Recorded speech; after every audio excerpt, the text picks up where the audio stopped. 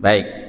Yang kedua, apa yang kita lakukan begitu orang lain membuat kita marah, membuat kita tersinggung, dan dia merendahkan kita. Ini pun kalau saya bilang ini makin berat. Saya juga mengalami ini, Pak. Makanya saya tulis itu karena saya ngalamin gitu ya. Menahan amarah aja berat.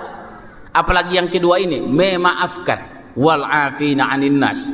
Memaafkan orang itu, Pak, berat sekali. Ini kita pas lagi sawalan begini nih, gampang kita maaf karena salahnya dikit-dikit. Dikit-dikit, kecil-kecil. Ini wajah-wajahnya kan orang-orang soleh, jadi salahnya juga dikit-dikit. Coba kalau sekarang nih hadir orang yang minjam uang kita udah setahun gak dibalikin, tapi jalan-jalan melulu dia. Shopping aja kalau ditagih malah galakan dia. Apa sih nyagi-nyagi melulu? Malah kita pula yang dibentak sama dia.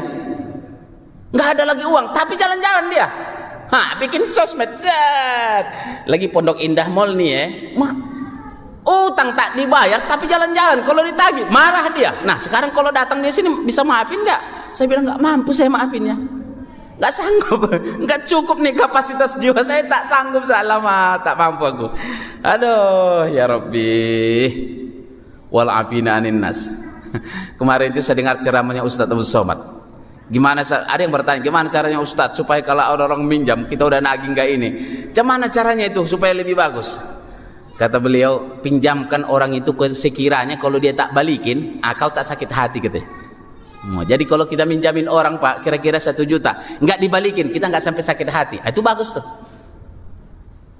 Karena dimaafkan, udah saya ikhlaskan aja lah gitu. Mampu nggak kita? Kalau nggak jangan pinjamin banyak-banyak, dikit-dikit aja.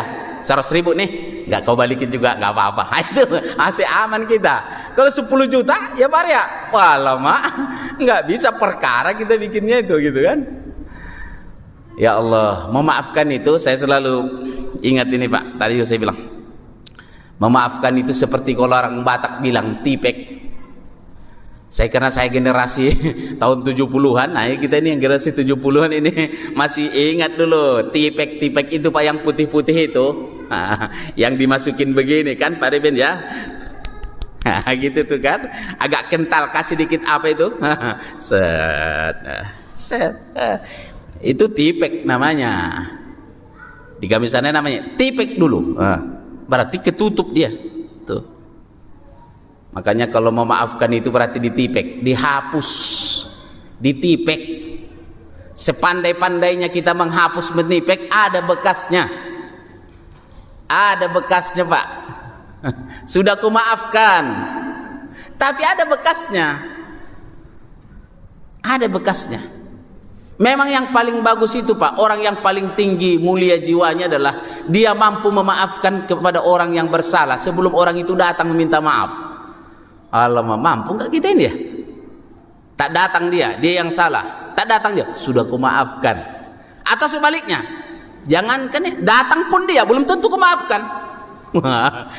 Mohon maaf lah Ustadz Musliyah, tar dulu ku pikir-pikir dulu. Gitu kan. Coba, memberi maaf itu berat. Makanya disuruhnya memberi, nggak disuruhnya minta. Karena pada dasarnya kalau kita salah Pak Haji Cecep, ya minta maaf, gak usah disuruh. Orang yang tahu diri itu Pak, kalau salah minta maaf langsung, gak usah disuruh. Tapi kalau memberi, karena tangannya di atas, beri. Nggak minta dia, beri aja lah. Tak minta maaf dia, beri. Tak sanggup aku. Berat kali ini. Iya kan? Tak sanggup, berat memberi maaf kepada orang yang bersalah sebelum dia datang meminta maaf. Allah, macam kayaknya kalau kelas-kelasnya macam saya ini tak sanggup lah saya itu. Kutunggu, datanglah ke rumah, minta maaf, baru ku maafkan. Tapi ada juga Pak, saking dalamnya sakitnya, aku maafkan kau, tapi aku tak bisa melupakan. Itu pula saking dalamnya itu Pak. Waduh, saking dalamnya ini di sini nih, aku maafkan, tapi aku tak bisa melupakan. Jadi, tolong kau jangan ketemu aku lagi. Kalau ketemu lagi nanti berdarah lagi seperti semula, macam lagu Mansur S. Ya kan? Berdarah lagi seperti semula, robek lagi, jahitannya kebuka lagi. Itu karena ada bekasnya. Ada orang berkata, ku maafkan kau tapi aku tak bisa melupakan, makanya setelah ini kau jangan pernah ketemu aku lagi supaya lupa aku. Tapi kalau ketemu kambuh lagi, gitu Pak. Dan ini ada bekasnya. Ini pun sebenarnya udah bagus ini Pak. Orang yang bisa memberi maaf ini udah bagus sekali, tapi ada bekasnya. Ada bekasnya. Suatu waktu bisa kambuh lagi. Tapi sudah bagus lah ini Pak. Gitu kan? Orang yang memaafkan itu berarti sudah hapus. Rasa-rasanya memang berat lah. Untungnya kita yang di sini nih orang-orangnya pemaaf. Wa'fu.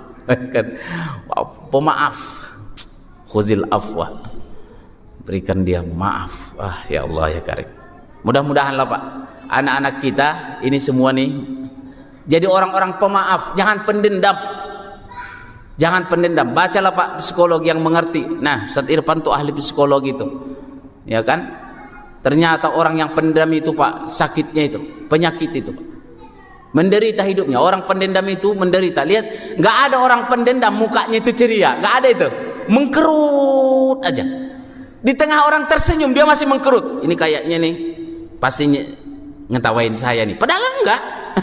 Karena orang pendendam itu selalu curiga dia kepada orang lain yang ada di sini, karena di sini penyakit itu Pak. Makanya berbahagialah orang-orang yang pemaaf, karena kalau dia sudah memaafkan lapang nafasnya, ya kan? Maafkan. Mudah-mudahan kita mampu. Saya kadang sama istri juga, Bang minta maaf aku ya. Diam dulu awak. Ntar dulu, kupikir-pikir dulu. Masih ditahan-tahan lah. Abang nih kalau ceramah pandai kali maafan orang. Aku salah, abang tak maafin. Ya dah, aku maafin dah. Jangan ulang lagi ya. Ada bentaknya dikit.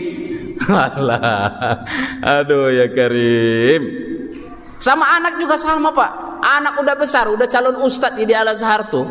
Saya kirim WA, tadi jawab sama dia. Tak, ditelepon tak ku jawab. Telepon tak ku jawab. Tanya sama emaknya, ya ayah kenapa ditelepon-telepon kok enggak ini? Bang, emang abang marah? Marah aku sama dia. Ku kirim WA, tadi baca sama dia. Baru, ya maafkanlah aku. Masih awak diamin dulu. Allah, bukan ayah yang baik. Jadi jangan contoh saya Pak ya. Ayah yang baik Ustadz Musli tuh. Aku sama anaknya tuh. Makanya tidak cukup dengan memaafkan. Kata Profesor Quraisy, siap harus sampai yang ketiga.